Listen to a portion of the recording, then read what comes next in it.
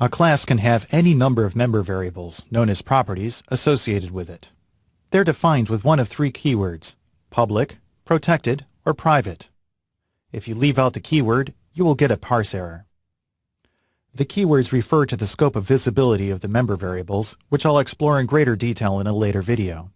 For the time being, all examples will use public properties. Properties are declared like regular variables, including the naming conventions of PHP labels. Same as class naming, it must start with a letter or underscore, then be followed by any number of letters, numbers, or underscores.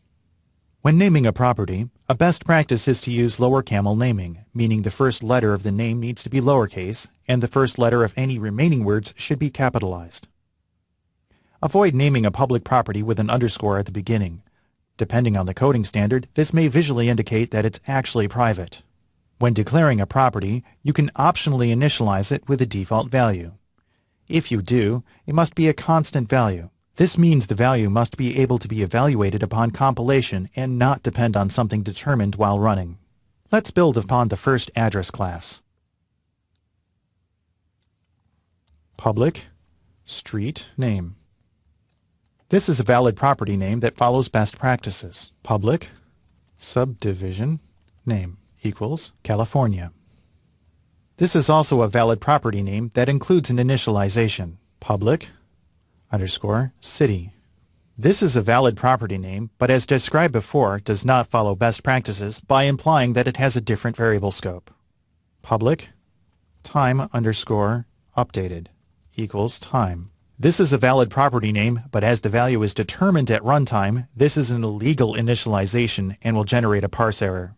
Public dash address ID. This is an invalid property name as it starts with a dash, not an underscore. This will generate a parse error, expecting a t variable.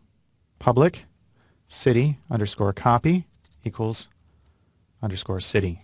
This is an invalid initialization as it depends on a runtime evaluation, so it will also trigger a parse error. Let's clean up this example and make it useful in a real-world application and add some documentation.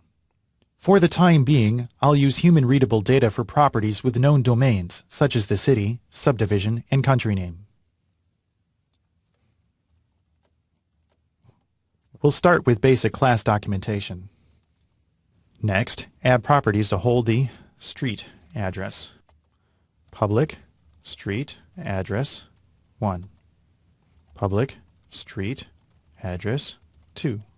Next, the name of the city. Public city underscore name. Next, the name of the subdivision. This can be a state, territory, region, etc. Public subdivision name.